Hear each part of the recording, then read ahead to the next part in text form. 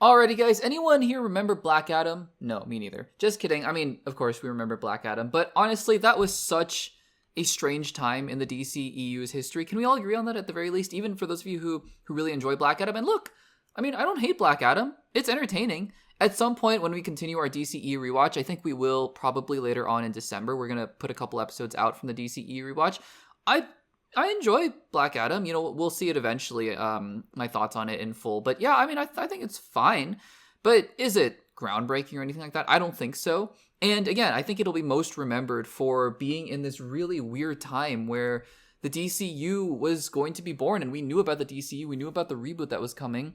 But these movies, The Flash and Black Adam and all these things were still having to be released, and it was just strange. And also, at the time, Dwayne Johnson kind of tried to stage a mini coup within Warner Brothers, and he tried to take over and be one of the creatives behind it, and he brought back Henry Cavill, but that turned out to be a huge bummer for Henry Cavill because he announced he was coming back, and then he was not coming back, and it was just a disaster. And again, Henry Cavill is not my favorite Superman, but I just feel so bad for the guy just after what he had to go through. Anyways, we're not really here to litigate on Black Adam because one of the characters in Black Adam, one of the actors in Black Adam that I thought was really quite good was the legendary former James Bond, Pierce Brosnan, for those of you guys who remember, played Dr. Fate, one of the characters, one of the members of the Justice Society. So now we've had Justice League in live action, we've had Justice Society, and now we have Justice Gang in the DCU. But Dr. Fate was a part of that Justice Society, which had Hawkman, Cyclone, and Atom Smasher as well. So Pierce Brosnan, you know, he's doing an interview. He's doing an interview with GQ. And all of a sudden, he just drops this nugget. They ask him about Dr. Fate, and he says this, quote, "I've heard that Dr. Fate was going to have his own show or his own movie. I've heard that he's going to be in the next Superman." Okay, so first of all, let's just looking at the first bit of that quote here. I heard that he was going to get his own movie or his own show. Sure, yeah, I don't doubt it. At the time, I'm sure that with DC in such turmoil that people were being offered things left and right, and Black Adam was being, you know, promoted as this big next step in the DCU, and I'm sure there was going to be a Black Adam versus Superman kind of movie. I'm sure people were being promised things all the time. And yeah, I liked Dr. Fate quite a bit. I'm sure that the Warner Brothers executives kind of saw that and said, okay, Pierce Brosnan, let's greenlight the Pierce Brosnan movie or show with Dr. Fate. Great. Awesome. So I don't doubt that. That's totally fine. But then, right, it's not the first part of that quote that we're looking at here. It's this next part. I've heard, he says, that he's going to be in the next Superman. Hold the phone.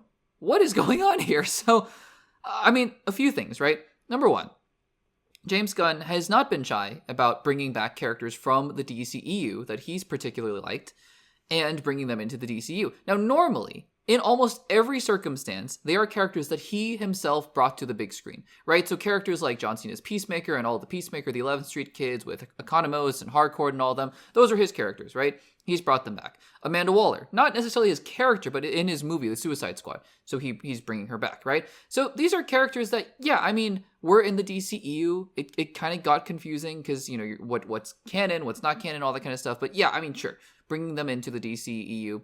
He's been sort of fast and loose with that. Another, though, interesting exception to this rule of what had to die in the DCEU and what was coming over is Joel Maradueña's Blue Beetle, who we haven't seen yet in the DCU, but has been confirmed to be coming back and playing a very similar version of Blue Beetle from all intents and purposes. Because it seems like most of the events of that Blue Beetle film are going to be canon, though it's not going to be referenced or shown, I don't think, from all the comments from Jolo and from James Gunn. So that's interesting. Because Jolo was not an actor or a character, Blue Beetle, that James Gunn himself had a direct hand in, but he seemed to like the portrayal enough that he is bringing back Jolo to be in the DCU. And now, it seems like he is plucking, if this is true, by the way, if Pierce, because I'm not saying that Pierce Brosnan is just confused or whatnot. He might have heard something. He might have heard something wrong. He might have heard a rumor that he took to the bank. I don't know. I don't know where this is coming from. Maybe, though, James Gunn has said, okay, so Man of Tomorrow, because that is the next Superman movie, right? It's one thing if he said, oh, the next Superman movie, and then he was referencing the first Superman movie somehow. But because again, Man of Tomorrow isn't technically a Superman movie, but you know, so there's all sorts of weird, interesting things you could do with language and semantics here.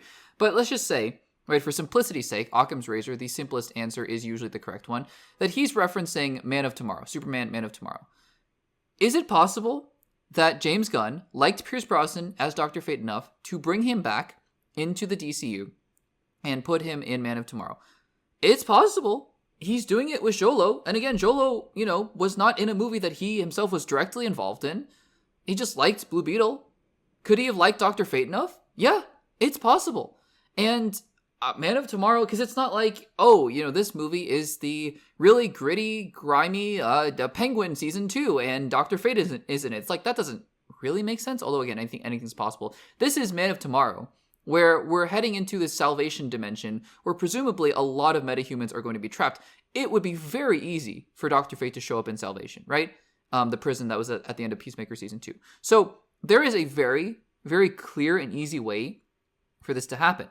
And the question is that what Pierce Brosnan is referring to? Because he says straight up, I've heard that Dr. Fate is going to be in the next Superman. Also, he says, by the way, that he says Dr. Fate is going to be in the next Superman. So maybe he's just heard the character's going to be in there and not him. I don't know. Again, a lot of really interesting and weird semantics going on here.